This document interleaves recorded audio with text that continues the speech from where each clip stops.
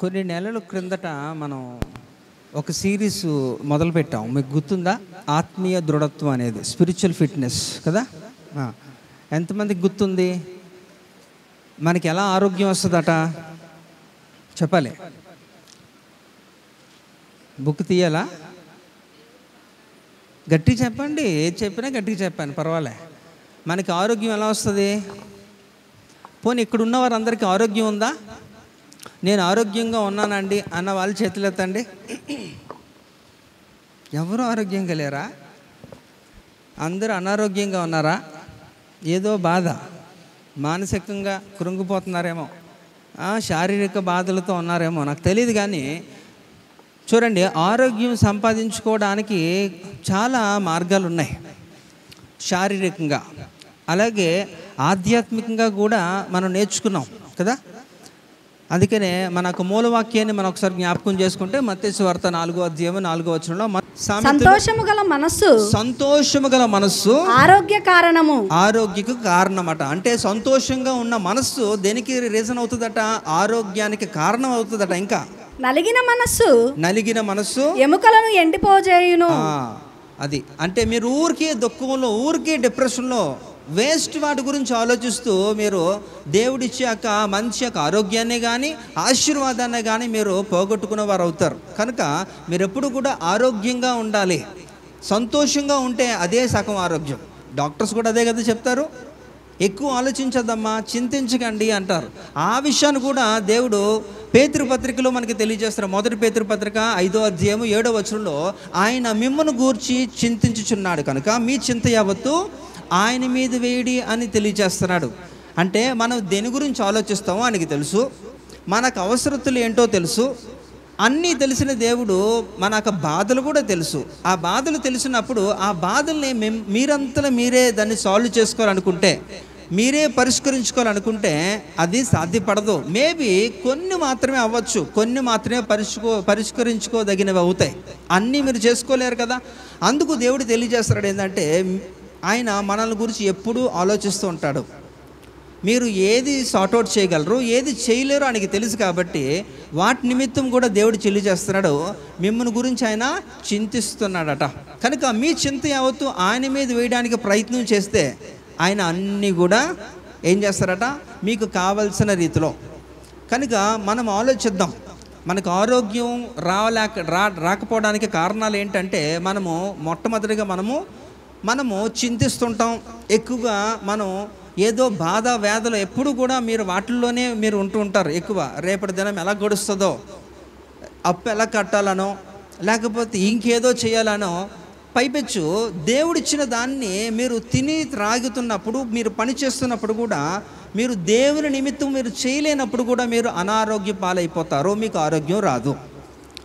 శారీరకంగా ఎంత దృఢంగా ఉంటే అంత బాగుంటుంది, మీకు అంత కాన్ఫిడెన్స్ ఉంటుంది. కానీ అదే రీతిలో మీరు అంతరంగ పురుషుని కూడా మీరు బలపరుచుకునే రీతిలో మీరు ముందుకు అడుగులు వేస్తే తప్ప, అదే ఆ సిరీసే మనం గత కొన్ని నెలలుగా మనం దాన్ని ధ్యానించాం. మధ్యలో గ్యాప్ వచ్చినప్పటికీ కూడా ఐ థింక్ 3 అయిపోయినాయి. మొదటిది ఏంటంట? కూర్చోవడం గురించి కదా. మూలవాక్యంగా మత్తయి సువార్త 4:4 బేస్ చేసుకొని మనం ఒక సిరీస్ చేస్తున్నాం. ఏదట? ఆత్మీయ దృఢత్వం అనేది, స్పిరిచువల్ ఫిట్నెస్ అనేది. అందులో మొట్టమొదటిది ఏంటంట? కూర్చోవాలి. సో ఎలా కూర్చోవాలి అంటే, దేవుని పాదాల దగ్గర కూర్చున్న ఒక మరియను గురించి మనం కొన్ని విషయాలు ఆలోచించాం. కనుక ఎవరైతే దేవుని యొద్ద కూర్చుంటారో వారికి జ్ఞానం వస్తుంది, వారికి దేవుడు నడిపిస్తాడు, వారిని ఎలా రీతిలో బలపరుస్తాడో కూడా అనేక విషయాలు మనం చూసాం. అలాగే మరి దేవుని కొంచెం నిలుచోవడం విషయంలో, అందులో కూడా ఎస్తేర్ అనే ఒక స్త్రీ మరి రాణిగా మరి రాజుని ఎదుర్కొని తనక యూదులందరినీ కూడా 127 సంస్థానాల్లో ఉంటున్న యూదులందరినీ కూడా చంపేయడానికి ఒక తాకీదు, అంటే ఒక ఆర్డర్ రిలీజ్ చేస్తారు. అయినప్పటికీ కూడా ఆల్రెడీ రాజు ఆజ్ఞ ఒకసారి బయటికి వెళ్ళిపోతే దాన్ని అమలు చేయడం ఒకటే లేట్, అంతే. అది అమలు చేయాల్సిందే.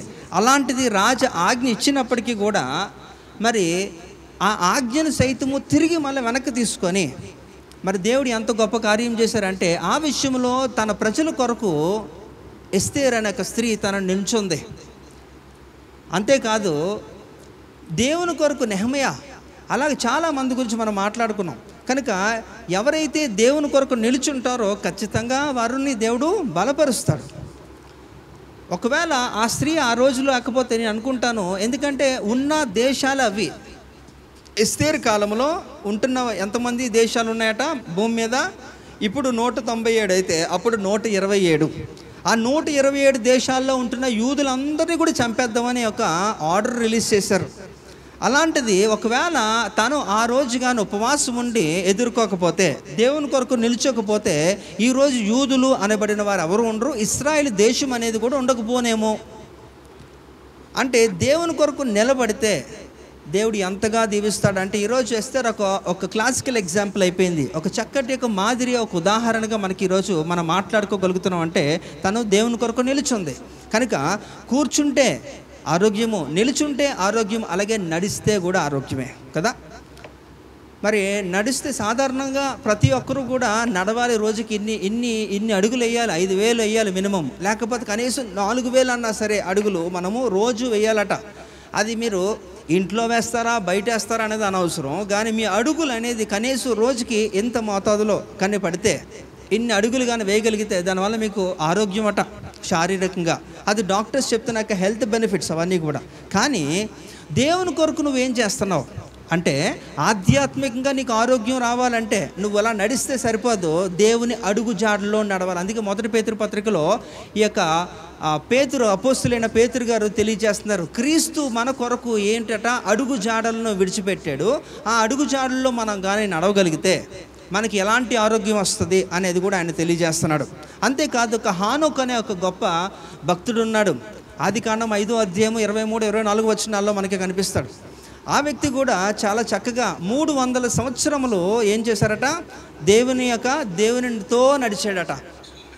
ఏంటట, తనకి భార్య ఉంది, పిల్లల్ని కంటున్నాడట. పిల్లల్ని కంటూ కూడా, అంటే he's a complete family man. At the same time ఏం చేస్తారట ఆయన, దేవుని పనిలో కూడా ఆయన ముందుకు వెళ్తున్నాడు. మేబీ ఖచ్చితంగా నడవడం అంటే ఏంటండి, వాక్యానుసారంగా దేవుడు మనకి తెలియజేస్తున్న విషయాలు మనము గ్రహించి దాని ప్రకారంగా మనం అన్వయింపు చేసుకుంటూ ఇతరులకి కూడా మనం చెప్పడం. అలా ఎవరైతే చేస్తారో ఖచ్చితంగా వారు అనారోగ్యంగా అయితే ఉండరు. మేబీ నేను అనుకుంటాను హానోకు 300 సంవత్సరాలు. ఈ రోజుల్లో ఎవరు బ్రతుకుతున్నారండి? ఎవరు కూడా. అంటే ఆయన బ్రతికిన కాలము 365 సంవత్సరములు. అంటే ఆయన 65 సంవత్సరాలప్పుడు ఆయన దేవుడిని తెలుసుకున్నాడు. ఆయన తెలుసుకున్న దగ్గర నుంచి కూడా ఆయన చనిపోయే వరకు కూడా అంటే 300 సంవత్సరాలు. అందుకనే ఆ రీతిలో రాయబడింది 300 సంవత్సరముల హానోకు దేవునితో నడిచెను అని.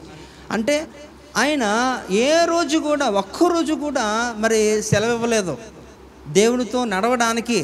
ప్రతిదినము కూడా ఆయన పనులు ఆయన చేసుకుంటున్నాడు, కుటుంబాన్ని పోషించుకుంటున్నాడు, కుటుంబంతో సఖ్యతగా ఉన్నాడు. అలాగే దేవునితో కూడా మనమైతే ఏదో ఒకటే చేస్తాం, అయితే కుటుంబం లేకపోతే దేవుడు, అంతే. రెండింటిని బ్యాలెన్స్ చేసుకోవడం చాలా కష్టతరంగా అనిపిస్తుంటుంది కదండి, అవునా కదా? మీరు అనారోగ్యంగా ఉన్నారని సింపతి కొరకు అట్లా ఉన్నారా? అయ్యో పాపం అనాలా దేవుడు మిమ్మల్ని చూసి? ఎందుకు అలా అంత మౌనంగా మమ్మల్ని ఎలాగనే రప్పించాడు ఈరోజు అని కోపంగా కూర్చున్నారా? వస్తే మీకే దీవెన, రాకపోతే నాకేమీ పోదు. వస్తే మీరే ఆశీర్వదించబడతారు. కనుక మీరు ఆలోచించండి. దేవుడితో మనం నడిస్తే, సో నడిచిన ఒక భక్తుల్ని ఒక మంచి ఉదాహరణగా మనం తీసుకున్నప్పుడు వారి నుంచి మనం నేర్చుకోవాల్సింది కూడా ఎంతో ఉంది. కనుక మనకి ఆరోగ్యం ఏ రీతిలో వస్తుందంటే అది 4 విధాలుగా మనం ఒక సిరీస్ చేస్తున్నాం. అందులో మొట్టమొదటిది ఏంటంట, కూర్చోవడం, అలాగే నిలబడడం, నిల్చోవడం, అలాగే నడవడం, ఈరోజు పరిగెత్తడం. ఈరోజు పరిగెత్తాలి. మీరు అలిసిపోయి వచ్చారు కదా, మిమ్మల్ని పరిగెత్తించాలి ఈరోజు, అప్పుడే మీకు ఆరోగ్యం ఉంటుంది. హల్లెలూయా, రైట్. మరి ఈరోజు ఒక చివరి ఇదే ఆఖరి, ఈ సిరీస్లో ఆఖరి భాగం ఈరోజు ముగించేద్దాం. ఈరోజు మీరు బాగా పరిగెడితే రేపు బలారాధనలో పరిగెత్తుకొని వచ్చి మీరు ఆ బలలో పార్టిసిపేట్ చేయొచ్చు. దేవుని యొక్క శరీరము ఇంకా ఆయన రక్తాన్ని మీరు స్వీకరించవచ్చు. హల్లెలూయా. కనుక చూద్దాం ఈరోజు మరి చివరిగా యొక్క భాగం ఏంటట, పరిగెత్తాలి కదా. అందుకే నేను హెబ్రీ పత్రిక 12వ అధ్యాయంలో 2వ వచనాన్ని ఒకసారి పరిశీలన చేద్దాం. మనము కూడా ప్రతి భారమును సులువుగా చిక్కులుబెట్టు పాపమును విడిచిపెట్టి విశ్వాసమునకు కర్తయు దానిని కొనసాగించువాడనైనా యేసు వైపు చూచుచు మన ఎదుట ఉంచబడిన పందెములో ఓపికతో పరిగెత్తదము. ఆయన తన ఎదుట ఉంచబడిన ఆనందము కొరకై అవమానమును నిర్లక్ష్యపెట్టి సిలువను సహించి దేవుని సింహాసనము యొక్క కుడిపార్శ్వమున ఆసీనుడై ఉన్నాడు. రైట్. ఇక్కడ చూడండి, ఇక్కడ హెబ్రీ గ్రంథకర్త అయిన అపోస్తలుడైన పౌలు గారు తెలియజేస్తున్న ఈ యొక్క చక్కటి పాఠాన్ని మనం ఆలోచిస్తే చాలాసార్లు మనం ఈ వచనాలను బాగా మనం పఠించి ఉంటాం, బాగా విన్నాం. అయినప్పటికీ దాంట్లో ఉన్న సారాన్ని మనం పట్టుకోకపోతే ఖచ్చితంగా మనకు ఆరోగ్యం అయితే రాదు. కనుక ఇక్కడ చూడండి, ఈయన చెప్తున్నాడు, వారు పరిగెత్తారట. ఎవరండి? ఎవరు పరిగెత్తారు అంటే ఈ యొక్క హెబ్రీ పత్రిక 11వ అధ్యాయంలో కొంతమంది విశ్వాసుల వీరులు పట్టిక ఉంటుంది. ఆ జాబితాలో దాదాపుగా ఒక 33 మంది ఉంటారు. వాళ్ళంతా కూడా ఎంత చక్కగా పరిగెత్తారంటే వారు పరిగెత్తడం వలన వారు అనేక విషయాలు వారు నేర్చుకున్నారు, వారు పొందుకున్నారు, మేలులు కూడా పొందుకున్నారు. అయితే ఈరోజు మనం మాట్లాడుకుంటే ఖచ్చితంగా వారి పేరు రాకుండా మనం మాట్లాడలేం. మన వాక్యం మాట్లాడుకోవాలనుకున్నా, నేర్చుకోవాలనుకుంటున్నా వారు ఖచ్చితంగా వస్తారు. ఎందుకంటే అంతగా వారు దేవుని చేత ఒక చక్కటి యొక్క సాక్ష్యం పొందిన వ్యక్తులుగా మనకి అక్కడ కనబడతారు. అయితే ఇక్కడ మనం పరిగెత్తాలి అంటే ఇప్పుడు పరిగెత్తడానికి మనకి ఒక కొలమానం ఏంటి ఉంటుంది, ఒక దేన్ని చూసి పరిగెడతాం మనం.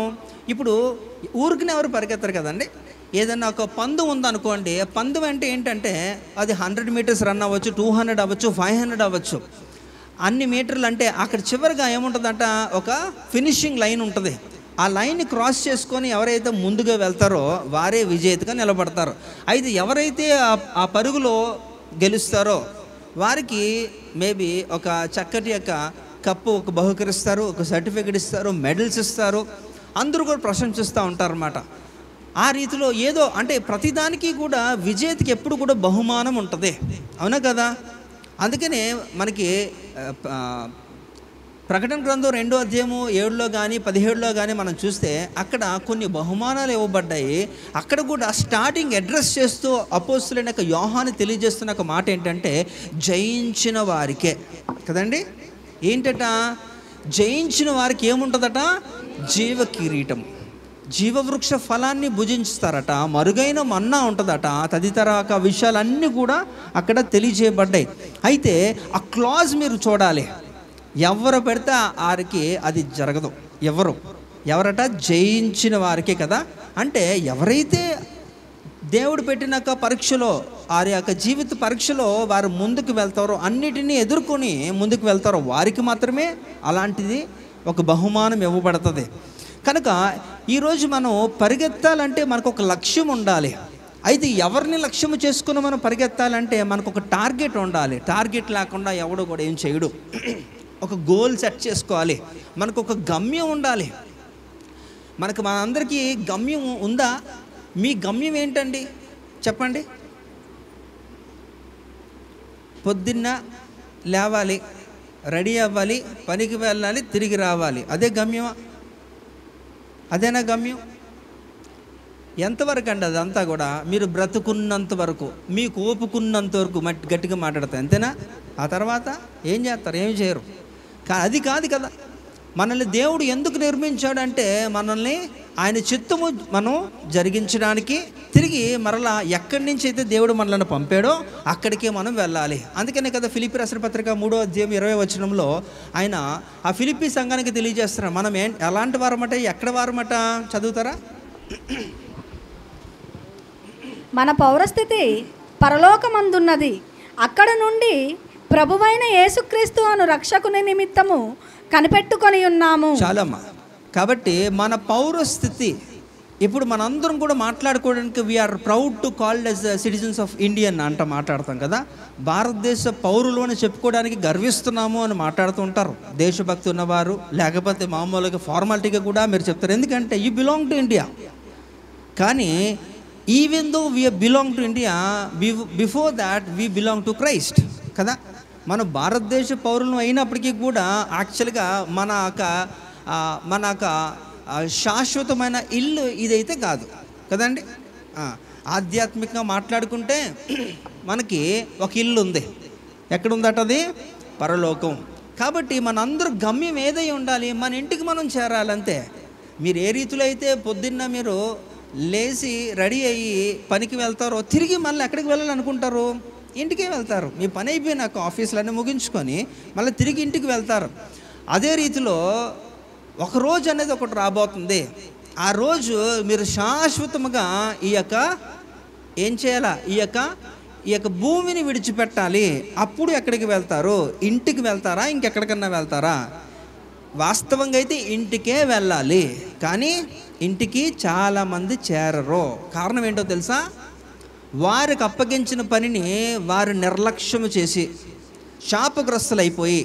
అందుకనే కదా ఇర్మియా భక్తుడు ఒక చక్కటి మాట అంటాడు. ఇర్మియా 48:10 ఒక మాట చదవాలి. మనకు అప్పగించిన పనిని మనం ఏం చేయాలట? చదవాలి త్వరగా. యెహోవా కార్యము అశ్రద్ధగా చేయువాడు శాపగ్రస్తుడగునుగాక. చూసారా? చాలా శాపగ్రస్తులు అవుతారు. మీకు అప్పగించిన పని మీరు సంపూర్ణంగా చేయకపోతే మీరు శాపగ్రస్తులు ఎక్కడికి వెళ్తారో మత్తయి సువార్త 25:40 40-41. అందుకు రాజు, మిక్కిలి అల్పులైన ఈ నా సహోదరులలో ఒకనిని మీరు చేసితిరి గనుక నాకు చేసితిరని నిశ్చయముగా మీతో చెప్పుచున్నానని వారితో అనును. అప్పుడు ఆయన ఎడమ వైపున ఉండు వారిని చూచి శపింపబడిన వారలారా నన్ను విడిచి అపవాదికిని వాని దూతలకును సిద్ధపరచబడిన నిత్యాగ్నిలోకి పోవుడి. అంటే శపించబడిన వారు వారి యొక్క గమ్యం ఎక్కడికి వెళ్తుందట? నిత్య నరకం అన్నమాట. నిత్య అగ్నిలోకి వెళ్ళిపోవాలి. అర్థమైందా మీకు? అంటే మీరు నిర్మించబడ్డారంటే, ఎందుకు మీరు ఈ భూమి మీదకి పంపబడ్డారంటే మీరు దేవుని యొక్క చిత్తము నెరవేర్చడానికి. అందుకనే మత్తయి సువార్త 7:21-22 కూడా చూస్తే చదువుతారా? ప్రభువా అని పిలుచువాడు నన్ను పిలుచు ప్రతి వాడును పరలోక రాజ్యంలో ప్రవేశింపడు గాని పరలోకమందున్న నా తండ్రి చిత్త ప్రకారము చేయువాడే ప్రవేశించును. అర్థమైందండి? అంటే ఎవడు పడితే వాడు ప్రభువా అని పిలిస్తే వాడు వెళ్ళడం. దేవుని చిత్తం ఎవరైతే చేస్తారో వారికే పరలోక ప్రవేశం. అర్థమైందండి? అంటే మీరు చిత్తాన్ని చేయకపోతే, మీరు ఇక్కడ పంపిన ఉద్దేశము సంపూర్ణంగా మీరు నెరవేర్చకపోతే, మీరు నిర్లక్ష్యము చేస్తే మీరు శాపగ్రస్తులు అవుతారు. మీరు శాపగ్రస్తులైతే మీరు పరలోక సంస్థానాలు కారు. అంటే మీ పౌరుషత్వము ఎక్కడిది వాస్తవంగా అంటే అది పరలోకమని తెలియజేస్తున్నప్పటికీ కూడా మీకు ఇచ్చిన పనిని మీరు అశ్రద్ధగా మీరు చేస్తే శాపగ్రస్తులు అయినందున మీ యొక్క సిటిజన్షిప్ క్యాన్సిల్ చేస్తాడనమాట.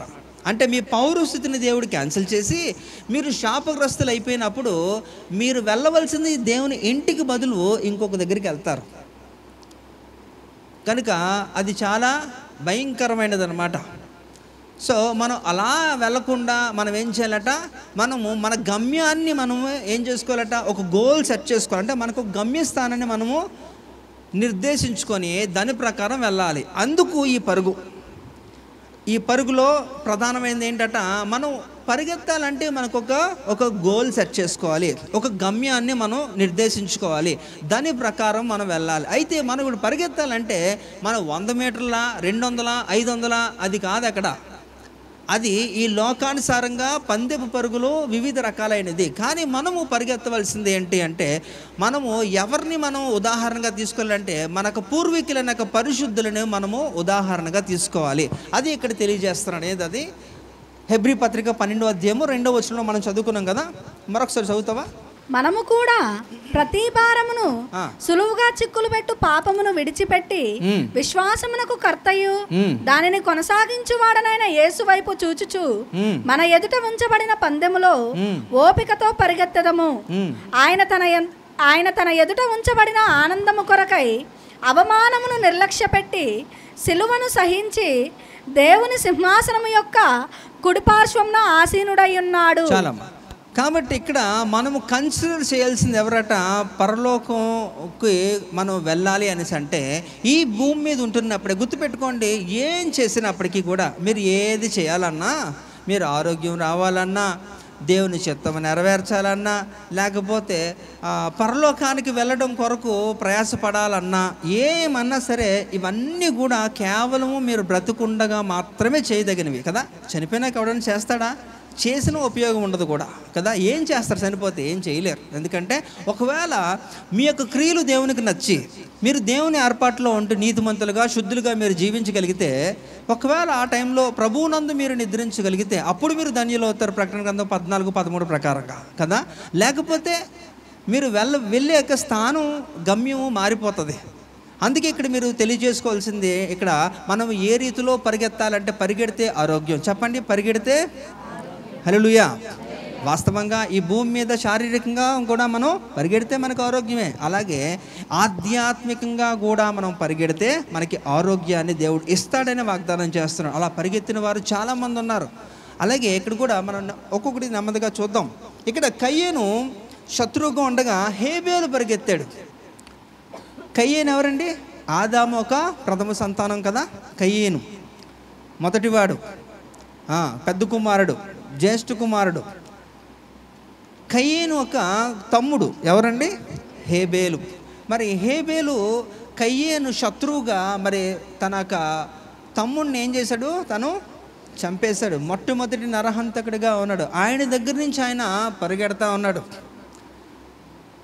శత్రువు నుంచి ఆయన పరిగెడుతున్నాడు తనని కాపాడుకోవడానికి. అయినప్పటికీ కూడా ఆయన చనిపోయాడు. అయితే ఇక్కడ మనం తెలుసుకోవాల్సిన విషయం ఏంటంటే, ఆయన చేతిలో ఈయన చనిపోయినప్పటికీ కూడా ఆయనకైతే మాత్రం ఒక పరలోకంలో ఒక ఉన్నతమైన స్థానమే దక్కింది.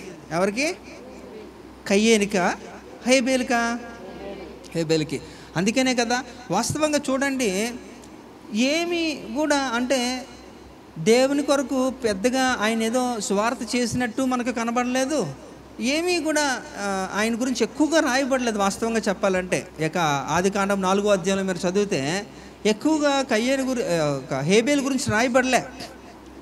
పాపం చక్కగా మరి తల్లిదండ్రులు ఆయన చక్కగా పెంచారు, చక్కగా నేర్పించారు. దేవుడు అంటే ఏంటి, దేవునికి ఏం చేయాలి, మనం ఎలా ఉండాలి అనేది అనేక విషయాలు చక్కగా ఇద్దరికి కుమారులకి నేర్పించారు. కానీ మరి చిన్నవాడు హేబేలు చాలా చక్కగా మరి అవన్నీ కూడా పరిగణలోకి తీసుకొని తన ప్రాక్టీస్ చేశాడు. తనకి ఉన్నవి వాటిలో శ్రేష్టమైన దాన్ని సంతోషముగా దేవునికి అర్పించాడు. చూడండి, దేవుడికి తెలుసు నీ హృదయం ఎలా ఉంటుందో. చాలామంది పైన చేస్తూ ఉంటారు, పైన మెప్పించడానికి చేస్తారు, దానివల్ల ఉపయోగం లేదు. అలాంటి మెప్పించే విధంలో ఈ మొట్టమొదటి యొక్క కయ్యేను చేసినప్పుడు వాడి అర్పణ స్వీకరించబడలేదు. He was rejected. అవునా? ఆయన మంచి యొక్క రైతే, సేద్యపరుస్తాడు, భూమిని చక్కగా దున్నుతాడు, చక్కగా పండిస్తాడు, అన్ని టెక్నిక్స్ తెలుసు. అయినప్పటికీ కూడా మరి దేవునికి ఇచ్చే దాంట్లో శ్రేష్టమైనది ఇవ్వకపోగా నసుగుతూ సొనుగుతూ ఉన్నాడు. పైపెచ్చు తనకు తమ్ముడు ఒక అర్పణను దేవుడు స్వీకరించినందున ఈయనకి ఎంతో ఈర్ష, కోపం వచ్చింది. కోపం వచ్చి ఏం చేశాడు? తన్ని చంపేశాడు. తద్వారా ఆయన శపించబడ్డాడు. కయ్యేను శపించబడ్డాడు. కనుక ఈ యొక్క తమ్ముడైన హేబేలు మాత్రం చాలా చక్కగా మరి దేవుని కొరకు నిలబడ్డాడు. మరి దేవుని కొరకు మొట్టమొదటి హతసాక్షి అయిపోయాడు. కనుక నేను అనుకుంటాను, హతసాక్షుల గురించి నేను మాట్లాడాను మీకు. హతసాక్షులు అందరూ కూడా పరదేశులో ఉండరు. మరి ఎక్కడ ఉంటారు? ఎవరు చెప్తున్నారు? నువ్వు చెప్పావా? ఓకే. హతసాక్షులు పరలోకంలో పరదేశంలో ఉండరండి. వారికి ఒక ప్రత్యేకమైన స్థానం. ఇక్కడ 3 స్థానాలు. మొట్టమొదటిది దేవుణ్ణి వ్యతిరేకించి దేవుని నమ్మకుండా అన్యులుగా ఈ లోకానుసారంగా జీవించి చనిపోయిన వారు, వారికి ఒక స్థలం. దాన్ని వేదనకరమైన స్థలం అని మనం మాట్లాడుకున్నాం. అలాగే దేవునిలో ఉంటూ దేవుని కొరకు బ్రతుకుతూ దేవుని కొరకు చనిపోయిన వారు, వారంతా కూడా పరదేశంలో ఉంటే, దేవుని కొరకు చంపబడిన వారు, నేను బ్రతికితే అపోస్తలుడైన పౌలు గారు ఫిలిప్పీ పత్రిక 1:21 ప్రకారంగా ఆయన మాట్లాడిన రీతిలో బ్రతుకుటైతే క్రీస్తు, చావైతే లాభమే అన్న రీతిలో ఎవరైతే దేవుని కొరకు నిలబడి అవసరమైతే నా ప్రాణాలన్నా ఇస్తాను అనుకొని చనిపోయారు కదా, అలాంటి వారికి ప్రత్యేకమైన స్థలం. అదే ఏంటట, బలిపీఠం ఉంటుంది, పరలోకంలో బలిపీఠం ఉంటుంది. ఆ బలిపీఠము కింద ఈ యొక్క హతసాక్షుల ఆత్మలన్నీ కూడా అక్కడ స్టోర్ చేయబడతాయి. ఎప్పుడైతే ఈ యొక్క ఐదవ బోర ఎప్పుడైతే మనకి 7 బోర్లు ఉన్నాయి కదా పరలోకంలో, ఉన్నాయా లేవా? చూడలేదు కదా, చూద్దాం. ఒక్కొక్క బోర ఊదుతున్నప్పుడు ఒక్కొక్క విషయము ఇక భూమి మీద సంభవం జరుగుతుంటుంది, దానికి తగినవి. మీరు ప్రకటన గ్రంథం చదివితే మీకు అర్థమవుతుంది. సో 5వ బోర ఎప్పుడైతే ఊదుతారో అప్పుడు ఈ యొక్క బలిపీఠము కింద ఉన్న ఆత్మలో, అంటే ఏం ఆత్మలు అవి? హతసాక్షుల ఆత్మలు. అవి వాటికి దేవుడు విమోచిస్తాడు, వాటిని విడిపిస్తాడు. అవన్నీ కూడా అప్పుడు బయటకు వస్తాయి. సో ఇక్కడ హేబేలు ఏమి పెద్ద పని చేసినట్టు మనకు అక్కడ కనబడలేదు, కానీ దేవుని కొరకు ఆయన చనిపోయాడు, దేవుని కొరకు నిలబడిపోయాడు. తనక ఎలాంటి నింద పడలేదు, దేవుని కొరకే చక్కగా బ్రతికాడు. ఆ బ్రతికిన కొద్ది కాలం అయినప్పటికీ కూడా. అందువలన అంటే ఇక్కడ తనక అన్న ఎదురు నుంచి ఆయన పరిగెత్తాడు, తప్పించుకున్నాడానికి ప్రయత్నం చేశాడు, అయినప్పటికీ కూడా చనిపోయాడు. అయినప్పటికీ కూడా ఏమైందట, తను చక్కగా హతసాక్షి అయిపోయి చాలా చక్కగా మరి దేవుని దగ్గర ఒక ప్రత్యేకమైన స్థానాన్ని, హతసాక్షులకి తీర్పు ఉండదు, వారికి ఒక ప్రత్యేకమైన దేవుడు ఒక మంచి బహుమానం ఇస్తాడు. ఏం బహుమానం నాకు తెలియదు, కానీ ఖచ్చితంగా మిగతా వారందరికంటే కూడా ఘనమైనదే ఇస్తాడు. హల్లెలూయా. కనుక మొట్టమొదటిగా ఇక్కడ కయ్యేను శత్రువుగా ఉండగా హేబేలు తన నుంచి పరిగెత్తుకొని వెళ్ళాడు. ఆ రోజుల్లో మనుషులందరూ కూడా శత్రువులుగా ఉంటున్నప్పటికీ కూడా హానోక్ అనే ఒక వ్యక్తి లోకమంతా కూడా ఒకలాగా జీవిస్తున్నప్పుడు ఈ హానోక్ అన్నవాడు మాత్రమే ప్రత్యేకంగా దేవుని కొరకు పరిగెత్తుకొని వెళ్ళాడు. కనుక ఆయన మరణాన్ని చూడకుండానే పరలోకానికి కొనుపోబడ్డాడట. అవునా? ఇంగ్లీష్లో అంటే ఆయన ఎలాగా అనారోగ్యంతో చనిపోయో లేకపోతే ఇంకేదో సహజ మరణము అలాంటిది ఏమీ కాదండి. బ్రతికి నడుస్తూ పరిగెట్టాడు, దేవుని కొరకు 300 సంవత్సరాలు నడిచాడట, పరిగెత్తాడట, అలాగ కొనిపోబడ్డాడట. కనుక వీరందరినీ కూడా మనకి ఒక మంచి ఉదాహరణగా, మీరు నాకు ఫ్యామిలీ ఉందండి, పని ఉందండి, అది ఉందండి, ఇది ఉందండి, ఇవన్నీ కహానీలు, ఇవన్నీ కూడా ఎవరికి లేవు, అందరికీ ఉంటుంది. కానీ దేవుని కొరకు నువ్వు బ్రతకాలనుకుంటే, నీకు ఆరోగ్యం రావాలంటే, స్థిరంగా నువ్వు నిలబడాలంటే, చివరిగా నీ గమ్యస్థానానికి నువ్వు వెళ్ళాలంటే ఖచ్చితంగా కొన్ని సాక్రిఫైస్ చేసుకోవాలి. ఎప్పుడు ఏదో ఒక రీజన్ చెప్పకూడదు. రీజన్ చెప్పిన వాళ్ళందరూ అక్కడే ఉంటారు, గుర్తుపెట్టుకోండి.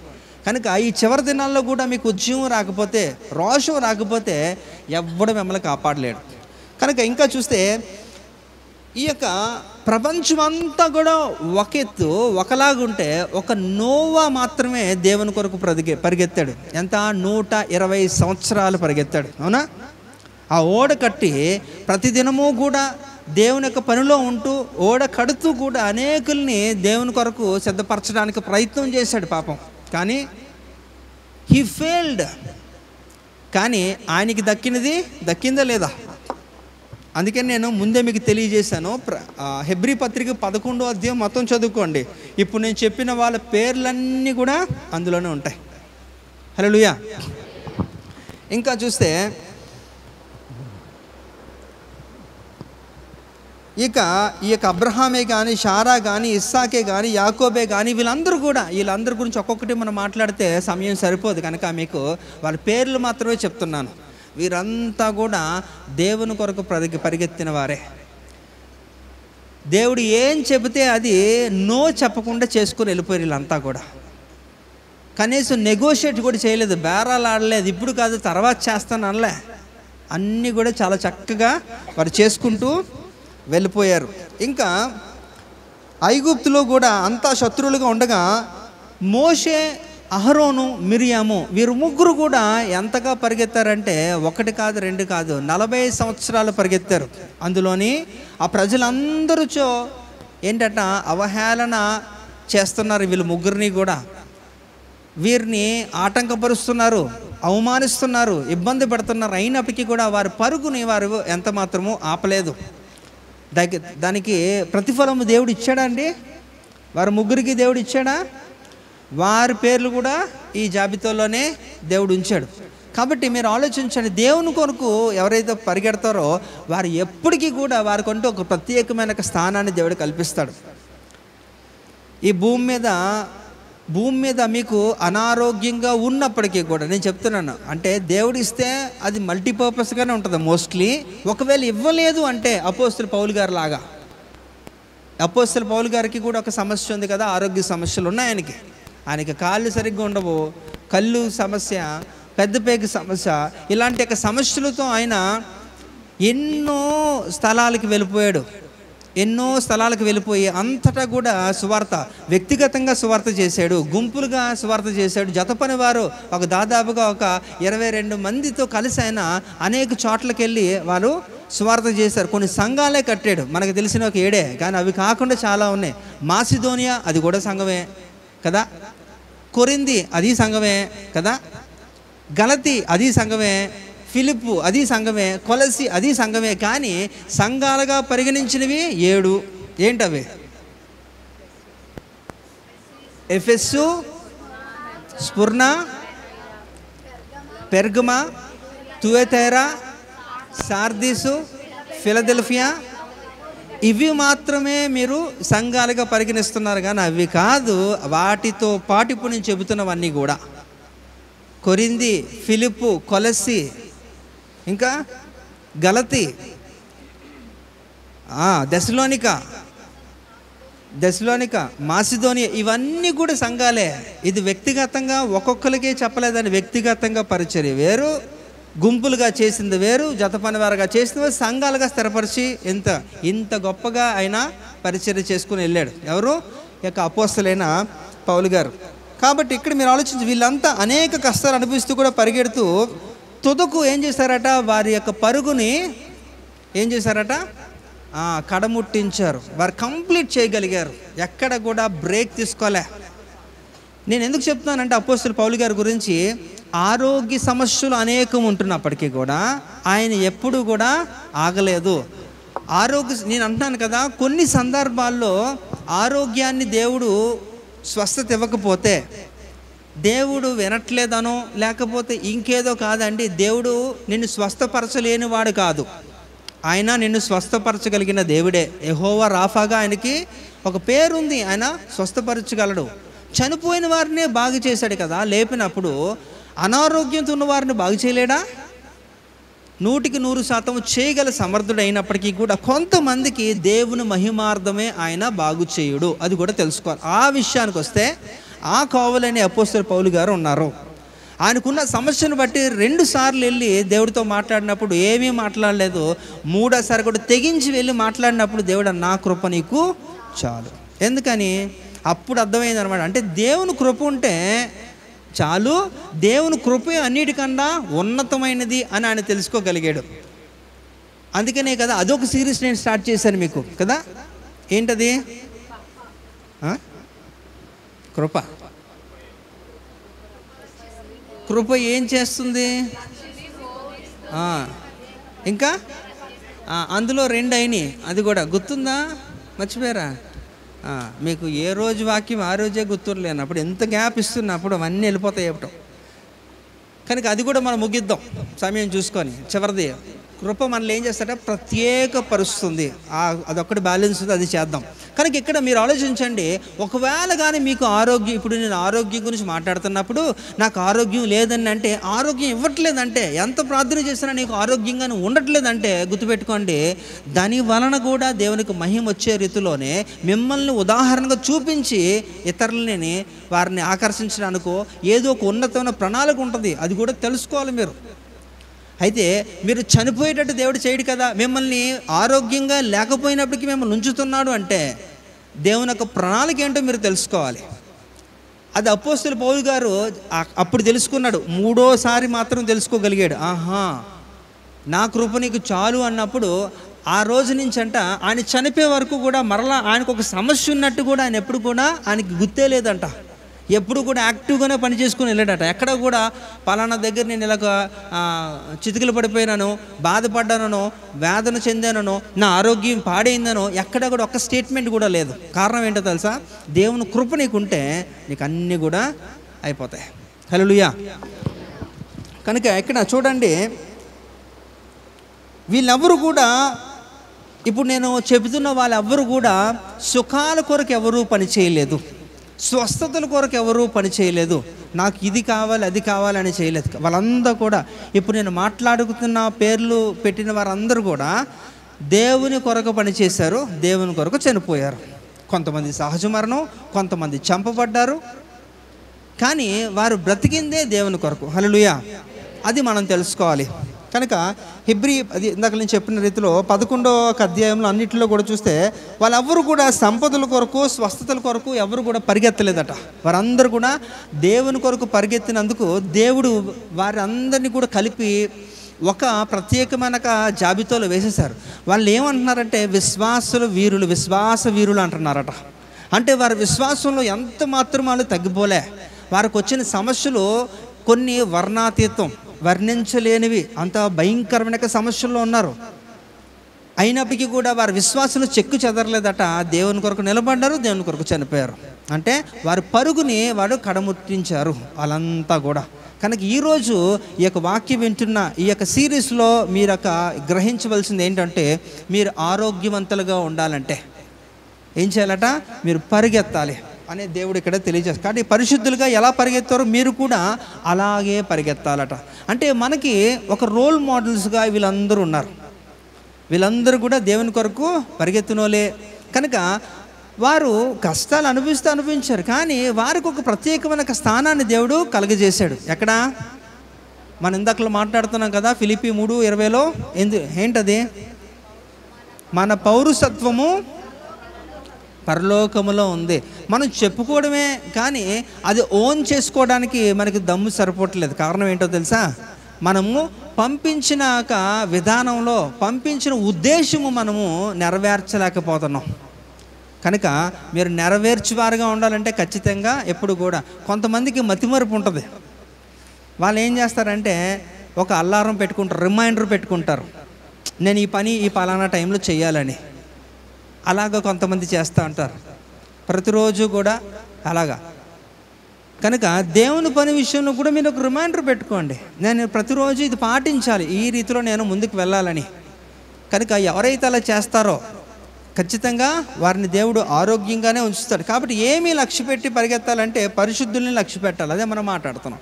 మనకి గురి ఏంటంటే వారే మనకి మాదిరి, వాళ్ళే. ఎందుకంటే మిగతా వాళ్ళు ఎవరు లేరు, వారిని మనం చూసి మనము మన ముందుకి కొనసాగాలట. ఇంకా నిన్ను నువ్వు కూడా లక్ష్య పెట్టుకోవద్దు. నిన్ను నువ్వే టార్గెట్గా పెట్టుకుంటే కూడా నువ్వు వెళ్ళలేవు. ఎందుకంటే నువ్వు చేయలేవు కాబట్టి, నువ్వు బలహీనుడు అని దేవునికి తెలుసు. కాబట్టి ఆయనే చెప్తున్నాడు, ఇగోండి వీరిని బట్టి ఇలా చేయండి అలా చేయండి అని. కాబట్టి ఇక్కడ మనం వెళ్ళేటప్పుడు కూడా చూడండి, పరుగు పందువులో వెళ్తున్న వారు ఎవరన్నా సరే మీరు చూడండి, ఒక 10 కేజీలు బరువుని భుజానికి వేసుకొని, ఒక 20 కేజీలు బరువుని భుజానికి వేసుకొని పరుగులెడతారా? ఒకవేళ అలా చేస్తే వారు పరుగు పందువులో ముందుకి వెళ్ళగలుగుతారా? గెలుస్తారా? ఎందుకని? గట్టిగా చెప్పండి. ఎందుకండి వాళ్ళు ఆ బరువును మోసుకొని వాళ్ళు గెలవలేకపోతున్నారు? బరువు కాబట్టి. అంతేనా? బరువు కాబట్టి నేను ముందుకు వెళ్ళలేకపోతున్నాను. అందుకనే ఈ యొక్క పరుగు పందెంలో కూడా మనకు జీవితమే ఒక పరుగు పందెముగా, అది ఒక రీతిలో ఒక డ్రమటైజ్డ్గా దేవుడు చెప్తున్నాడు ఈ యొక్క అపోస్తలుడు పౌలు ద్వారా. అందుకనే ఇక్కడ మనకి తెలియజేస్తున్న ఒక ఫార్ములా చెప్తున్నాడు, ఒక హింట్ ఇస్తున్నాడు ఏ రీతిలో మీరు చెయ్యాలి అనేసి. అంటే అదే మనకు మూలవాక్యంగా, అంటే రెండోసారి నేను చదివింది కదా, హెబ్రీ పత్రిక 12వ అధ్యాయం 2వ వచనంలో మనం చదివినాక మొదటి యొక్క భాగాన్ని చదవండి ఒకసారి. మనము కూడా ప్రతి భారమును, అది చూడండి, మనము కూడా ప్రతి భారమును సులువుగా చిక్కులు పెట్టు పాపమును విడిచిపెట్టి. సులువుగా చిక్కులు పెట్టి అంటే చిన్నది ఈజీగా మీ బలహీనతలు తగిన రీతిలో వాటికి మీరు ఆకర్షితులైనప్పుడు మీరు ముందుకు వెళ్ళలేరు. అది మీకు భారంగా ఉంటుందట. అప్పుడు ఏమవుతుందట? అందుకు ఏం చేయాలట? వాటిని ఏం చేయాలట? విడిచిపెట్టి అనండి. విడిచిపెట్టి. ఇప్పుడు చదువు. విశ్వాసమునకు కర్తయు దానిని కొనసాగించువాడనైన యేసు వైపు చూచుచు. కాబట్టి అలాంటి యొక్క భారాన్ని మనం విడిచిపెట్టగలిగితే, అయితే విడిచిపెడితే సరిపోదు, మనలో విశ్వాసాన్ని వృద్ధి చేసేవాడు ఎవడట? ఆ క్రియేటర్ ఎవరు? యేసు ప్రభు వారు కదా. ఆ యేసు ప్రభు వారిని మనం చూసుకొని ముందుకు వెళ్ళగలిగితే మనం అది సాధ్యం చేసుకోగలం. అందుకనే మీరు అలాంటి విశ్వాసం మీలో వృద్ధి చెందాలంటే మీరు అక్కడికి వచ్చి పడుకుంటే మీకు వృద్ధి చెందలేరు. అందుకనే ఈ యొక్క అపోస్తలుడు పౌలు గారే రోమాపత్రికలో ఒక మాట తెలియజేస్తున్నారు. రోమాపత్రిక 10వ అధ్యాయము 17వ వచనంలో ఒక మాట చదవండి. అందరికీ తెలిసిన మాటే కదా. కాగా వినుట వలన విశ్వాసము కలుగును, వినుట క్రీస్తుని గూర్చిన మాటల వలన కలుగును. అది వినుట వలన విశ్వాసము. అయితే ఎవరి గురించి అండి? మీ ఇంట్లో ఉన్న వాళ్ళు, ఎరుగు పొరుగు వాళ్ళ? క్రీస్తు గురించి. క్రీస్తుని గురించి మీరు వింటున్నప్పుడు మీకు విశ్వాసము కలుగుతుంది, వృద్ధి చెందుతారు. మీరు విశ్వాసంలో స్థిరపరచబడితే అప్పుడు ఆ వ్యక్తిని చూసుకుంటూ మీరు ఏం చేయాలట? మీరున్న బలహీనతల నుంచి మీరు విడిపించుకొని సులువుగా చిక్కులు పెట్టేదంటే ఏంటి? అది ఏదన్నా చిన్నది అవ్వచ్చు, అది మీ బలహీనత అయితే ఖచ్చితంగా మీకు అది భారంగానే ఉంటుంది. ఆ భారంతో అయితే మాత్రం ఖచ్చితంగా మీరు పరిగెత్తలేరు. మీరు పరిగెత్తకపోతే మీకు ఆరోగ్యం లేదు, మీరు గమ్యస్థానానికి వెళ్ళలేరు. ఇదే మీరు మనసులో పెట్టుకోండి. ఇంకా చూడండి, ఇక్కడ నీ రక్షకుని లక్ష్యపెట్టి యేసు ప్రభు వారిని భూమి మీద అనేక శ్రమలు అనుభవించి కూడా పరిగెత్తారు. యేసు ప్రభు వారు కూడా ఈ భూమి మీద ఉంటున్నప్పుడు ఆయనకి ఎన్ని సమస్యలు అండి. మంచి చేసి కూడా ఆయన తిట్లు తింటూ, నిందలో అవమానాలు పడుతూ కూడా ఆయన 3.5 సంవత్సరాలు ఆయన చాలా భయంకరమైన బాధలు అనుభవించాడు. ఆయన చేసిన తప్పంతా ఏంటంటే తెలుసా? వాళ్ళందరికీ కూడా స్వస్థతలు చేయడం, చనిపోయిన వారిని బ్రతికించడం, ఇంకా దయ్యములు పట్టిన వారిని విడిపించడం, ఎవరికి సమాధానం లేదో వారికి సమాధానం ఇవ్వడం, పరలోక రాజ్యానికి ఏ రీతిలో చేరుకోవాలో చక్కటి బోధ చెప్పడం. ఇదే ఆయన చేసిన ఒక పెద్ద మిస్టేక్స్ అంటే, అవునా? మరి ఇంత మంచి చేసి కూడా ఆయన అన్ని బాధలు అనుభవించాడు. అన్నీ అయినప్పటికీ కూడా ఆయన పరుగునైనా విడిచిపెట్టలే, ఆపలేదు. అక్కడ కూడా తండ్రి చిత్తము నెరవేర్చడానికైనా వచ్చాడు. నశించిన వాటిని రక్షించడం కొరకు ఆయన వచ్చాడు. అందుకనే ఆయన గురించి మాట్లాడితే మీరు అంటారు ఆయన దేవుడు కదండి. దేవుడు కాబట్టి ఆయనకు అది సాధ్యమే. ఆయన సంపూర్ణ మానవుడు, సంపూర్ణ దేవుడు అని మీరు చెప్తున్నారు కాబట్టి దైవ లక్షణములు కూడా ఉన్నాయి కనుక ఆ దేవుడికి తండ్రి సహాయం చేస్తాడు. మరి నాకెవరు చేస్తారు? నేను ఎలా పరిగెత్తాలి? నాకదా అవదండి, కష్టం అండి. అంటే అలాంటి వారికి దేవుడు ఇచ్చిన సమాధానం కూడా మీరు చూడాలి. యోహాను సువార్త 16వ అధ్యాయము 33వ వచనం చూడండి. నా యందు మీకు సమాధానము కలుగునట్లు ఈ మాటలు మీతో చెప్పుచున్నాను. లోకములో మీకు శ్రమ కలుగును, అయినను ధైర్యము తెచ్చుకొనుడి, నేను లోకమును జయించి ఉన్నానెను కదండి. ఆయనే చెప్తున్నాడు. ఇది direct statement given by Jesus Christ కదా. నేరుగా ఆయన చెప్తున్నాడు, నేను కూడా ఇలాంటి యొక్క శ్రమలు అనేకం అనుభవించాను. ఖచ్చితంగా ఈ లోకంలో ఉంటే శ్రమ రాదు అని ఎవడు చెప్పడు. నేనే చెప్తున్నాను కదా, నన్ను వెంబడించిన వారికి ఖచ్చితంగా శ్రమ ఉంటుందని. మరి చాలా కొంతమంది బోధకులు తప్పుదోవ పట్టిస్తుంటారు, అది కూడా ఇక మిస్టేకే. అలాంటి మాట విన్నది. యేసు ప్రభు దగ్గరికి రండి, మీకు శ్రమలు ఉండవు, మీ అప్పులు ఉండవు, మీకు తిప్పలు ఉండవు. ఈ యొక్క దరిద్రమైన బోధకి అలవాటు పడిపోయి వాటి వెనకాతల మీరు పరిగెడతా ఉంటారు. స్వస్థతల వెనకాతల, ఆశీర్వాదం వెనకాతల పరిగెత్తిన వాడు ఎవ్వడు కూడా పరలోకం వెళ్ళడం. గుర్తుపెట్టుకోండి. దేవుడు చాలా చక్కగా చెప్తున్నాడు. యాకోబు పత్రిక 1:12 కూడా ఆయన ఏం చేస్తున్నాడు? శ్రమలు సహించువాడు ధన్యుడు అంటున్నాడు కదా. అపోస్తుల కార్యము 14:22 కూడా చూస్తే అనేక శ్రమలు అనుభవిస్తే కానీ మనం పరలోకానికి వెళ్ళలేము అంటున్నాడు కదా. శిష్యులు మనస్సును దృఢపరుస్తున్నాడు అక్కడ అపోస్తులైన పౌలు. ఇవన్నీ కూడా మనకు తెలిసిన అయినప్పటికీ కూడా శ్రమే వద్దంటే నీకు పరలోకం లేదు, సిలువే లేదు, ఏమీ లేదు. సిలువ ఉంటేనే అన్నీ కూడా కదా. మరి ఈ రీతిలో చూస్తే యేసు ప్రభు వారే ఆయన అనేక శ్రమలు అనుభవించారు. ఆయనను ఏం చెప్తున్నాడట? ధైర్యము తెచ్చుకోండి, విశ్వాసముతో ముందుకు వెళ్ళండి అంటున్నాడు. నేను ఇందాకలా చెప్పినాక 11వ అధ్యాయంలో ఉంటున్న క్యారెక్టర్స్ అందరూ కూడా విశ్వాసుల వీరులు అని వారికి ఒక ముద్ర వేశాడు. కారణం ఏంటో తెలుసా? అందులో స్త్రీలు ఉన్నారు లేరా? స్త్రీలు వాస్తవంగా బలహీనులు అంటారు కదా. మరి ఆ బలహీనంలోనే చాలామంది ఉన్నారు, అందరూ కూడా ఉన్నతంగా మరి అలాంటి జాబితాలో దేవుని చేత సాక్ష్యం పొంది వాళ్ళందరూ కూడా ఒక పట్టికలోకి ఎక్కిపోయారు, ఒక లిస్టులోనే ఉన్నారు వాళ్ళందరూ కూడా. అలా ఎంత ధన్యత అండి వాళ్ళకి. అంటే వాళ్ళకి శ్రమలు అనుభవించలేదు, ఎదుర్కోలేదా, అవమానాలు ఎదుర్కోలేదా, అనేకం. మీతో పోల్చుకుంటే అసలు వాళ్ళు మీరు అసలు శ్రమలే కాదంటారు, అంతటి శ్రమలు అన్నీ కూడా అనుభవించారు. అంటే చెప్పడం సులువు అండి, కానీ చేయడమే కష్టం. అంటే అదే యేసు ప్రభు చెప్తున్నారు, ధైర్యము తెచ్చుకోండి, విశ్వాసముతో నేను ఏ రీతిలో లోకాన్ని జయించానో మీరు కూడా అలా జయించండి అని. అంటే ఒకసారి ట్రై చేస్తేనే కదా తెలిసేది. అసలు ట్రైయే చేయరు, నాకు శ్రమే వద్దని భయపడి పారిపోతున్నప్పుడు ఎవరు మిమ్మల్ని చేయగలుగుతారు? కనుక మీరు పరిగెడుతున్నంత వరకు కూడా మీరు సేఫ్గానే ఉంటారు. నేను చెప్తున్నాను కదా, మీరు పరిగెడుతున్నంత వరకు కూడా దేవుని కొరకు పరిగెడుతున్నంత వరకు కూడా మీరు సురక్షితంగానే ఉంటారు. మీకు అది కొంచెం బడలిగ్గా ఉండొచ్చు, శ్రమగా ఉండొచ్చు, కానీ అదే మీకు మంచిది. ఎవరైతే ఆగిపోతారో వాళ్ళకి శ్రమలు ఇంకా ఎక్కువ అవుతాయి, వారు తట్టుకోలేనంత రీతిలో అయిపోతాయి. కనుక చూడండి, వాకింగ్ రెగ్యులర్గా చేస్తున్నవాడు ఒక నెల రోజులు అలా కంటిన్యూగా చేస్తున్న వాళ్ళు, లేకపోతే సంవత్సరాల తరబడి చక్కగా వాకింగ్లు రన్నింగ్లు చేస్తున్నవారు, లేకపోతే అసలు ఏ రీతిలో తినడం, ఇంట్లో ఉండడం, తినడం, ఏదో చిన్న పని చేసుకోవడం, ఇంట్లోకి రావడం, అలాంటి వారి రెండు కూడా కంపేర్ చేసుకోండి. ఎవరికి ఆరోగ్యం ఉంటుందండి కదా? మనకు ఆరోగ్యం మన చేతుల్లోనే ఉంది, మనం పట్టించుకోవాలి మన గురించి. ఆ రీతిలో ఎవరైతే దేవుని కొరకు పరిగెడతారో వారు ఆరోగ్యంగానే ఉంటారు.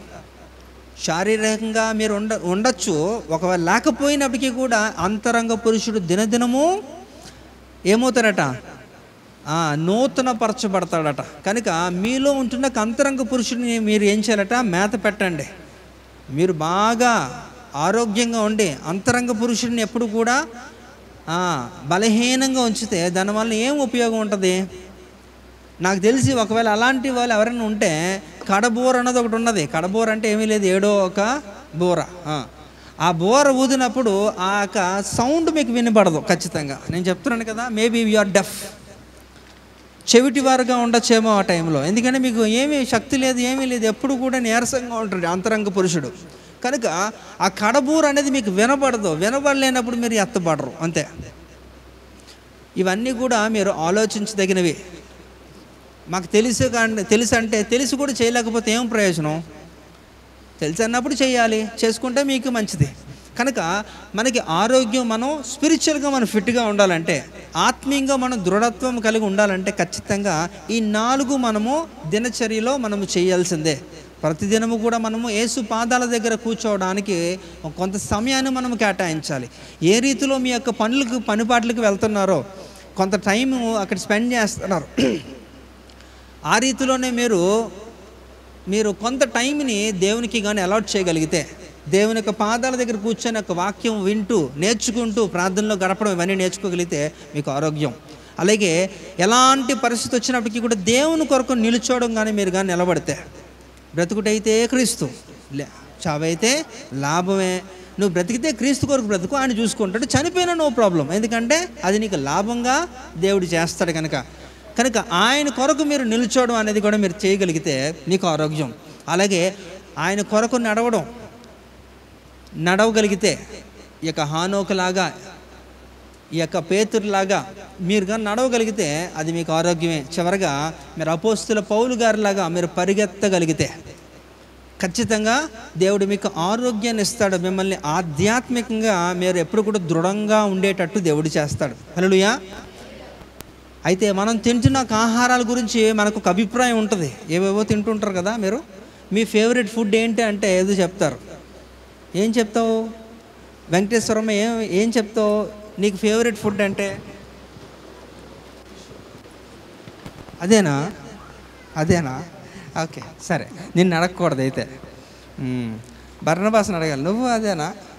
అయ్యమ్మో, అంటే యేసు ప్రభు వారు తిన్నారు కదా, శిష్యులకి అదే కదా పెట్టారు, అందుకే వాళ్ళు అది తింటున్నారు, ఆరోగ్యంగా ఉంటున్నారు. అయితే నేను ఇప్పుడు జోసెఫ్ని అడగాల, ఏంటి నీ యొక్క ఫేవరెట్ ఫుడ్ అంటే? ఏంట్రా, చికెనా? కొంచెం మార్చాడు, రైట్. కనుక ఇవన్నీ కూడా మంచిదే. కానీ ఇక్కడ దేవుడు చెప్తున్నాడు, ఒక మాట చూపించిన ముగించేస్తాను చూడండి.